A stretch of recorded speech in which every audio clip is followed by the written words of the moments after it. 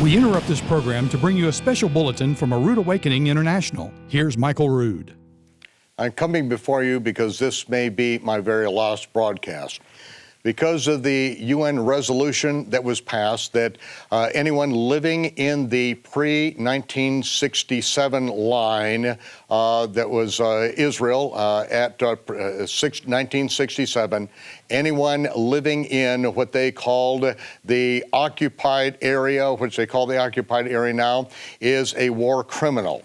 At any point, I could be getting off a plane in Europe. I could be arrested and charged with war crimes because, ladies and gentlemen, I lived in this area that the UN passed a resolution, this area of Jerusalem, that now I am technically a war criminal.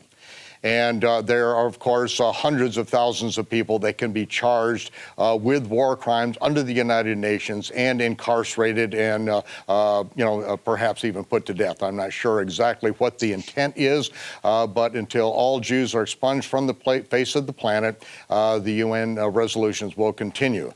To help us to understand what this settlement means and to tell us about an early Jewish settler, we have Nehemia Gordon with us. Nehemia, thanks for being with us back together here.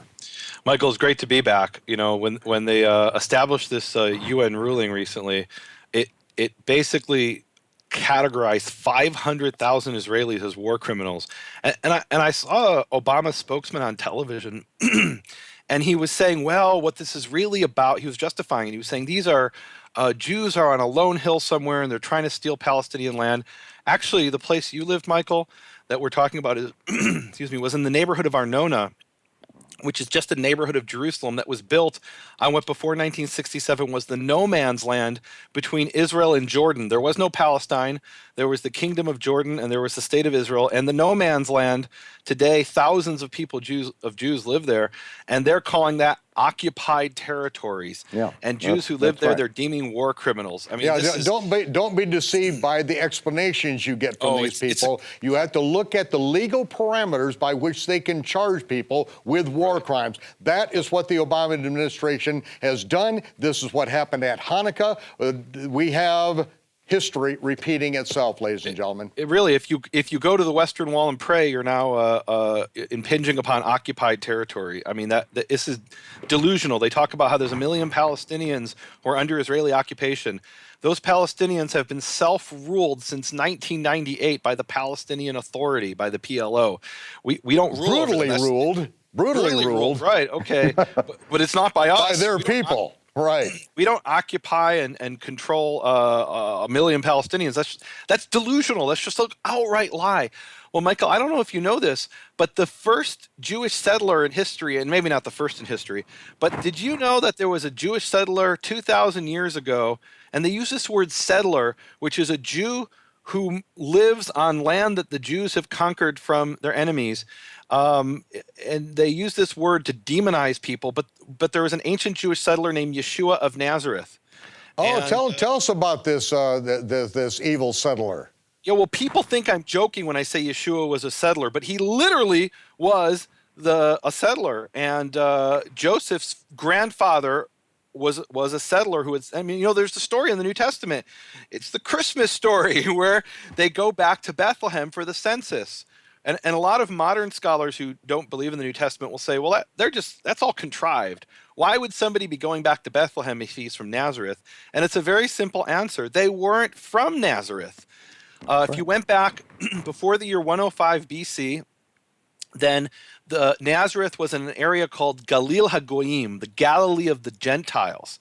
And it had been called that since the time when Hiram and Solomon had made an alliance, and Solomon gave 20 cities to Hiram of Tyre, and he basically turned over the Galilee to the people of Tyre and Sidon. And since that time, it was called Galil HaGoyim, the Galilee of the Gentiles. That's how it's referred to in the book of Isaiah. And it's in that very place that in the year 105 BC, one of the Maccabee kings named Aristobulus I, he conquers the Galilee of the Gentiles, and he does something really interesting. Let me read this to you from Josephus. It says, Aristobulus made war against Etruria. That was that area. There was a tribe there called the Etrurians, who were a Greek tribe, and added a great part of it to Judea. and compelled the inhabitants, if they would continue in that country, to be circumcised and to live according to the Jewish laws. And this is actually something unprecedented in Jewish history. Aristobulus I forcibly converted the Greeks of Galilee to be Jews. That didn't happen any other time in history. It's very unusual. But from the time 105 BC, when the Jews conquer Etruria in the Galilee, then there's this flood of Jewish settlers who come up from the south. And one of those families was the family of Joseph, who came from Bethlehem and settled in the Galilee, in Nazareth. And I've heard this from people. They'll say, well, there is no such town as Nazareth. It's not a real town. It's never mentioned in the Tanakh, in the Old Testament, because it didn't exist. It was a Jewish settlement. That's right. And tell us, why was it called Nazareth? What is it in Hebrew? What does it really mean? Well, it's from the word netzer, and netzer is a branch that comes out of an olive tree. And if you go there to this day, to that area, you'll see all these olive trees, and it's the little branches coming out that form a separate tree out of the same root system. And of course, that references Isaiah chapter 11, verse 2, verse 2. A netzer shall come out of Jesse. It's verse 1. And but here's the important thing. So we have hints of Yeshua being a Jewish settler in the New Testament. So we have this scene where Peter is denying Yeshua.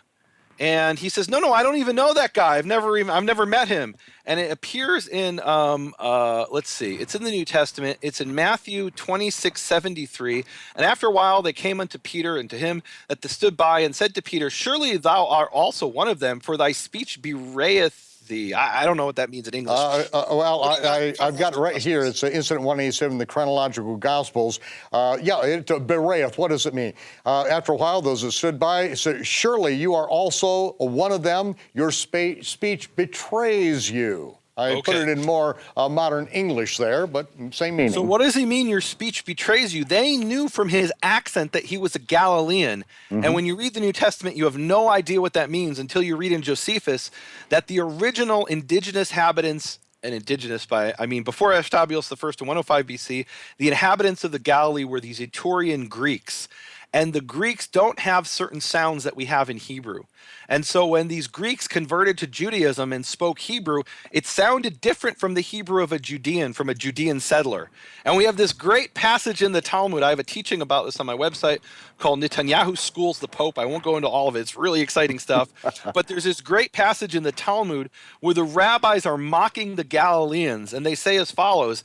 They say the Judeans are exact in their language and the Galileans are not exact in their language. And what they mean is that the Judeans have a different accent that distinguishes different sounds in Hebrew, which in the Galilean speech of Peter and these other people who lived among the Etrurians, and maybe their ancestors were Etrurians. Talk about, Michael, a picture of the nations being grafted into Israel that you have later developed in the New Testament. It's possible that Peter's ancestors weren't direct descendants of Jacob, but that they were people who joined the people of Israel in the time of Aristobulus I.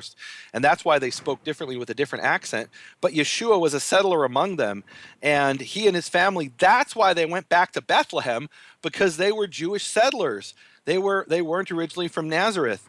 They were from Bethlehem. And to demonize Jewish settlers, well, I guess we're in good company. Right? We've been settling the land. You know, there's this unbelievable speech given by Jeremiah Wright, who was Obama's pastor for over 20 years. Yeah, one of the brilliant men of our day and time. He has this speech where he says the Jews have been stealing the land from the Palestinians since the time of the judges because they believe their God gave it to them. Wait a minute. We're all agreeing that we've been settlers stealing land since 1400 BC. Are you kidding me? So how are we not the indigenous population of the land? And one of the places this comes up, Michael, is the Dead Sea Scrolls. The Dead Sea Scrolls were found in Qumran, which is a town that was liberated by Israel in 1967. The world calls that occupied territory. So according to the international community, the Dead Sea Scrolls are property of the Palestinian people, and the place they were found is really Palestine. Now, wait a minute.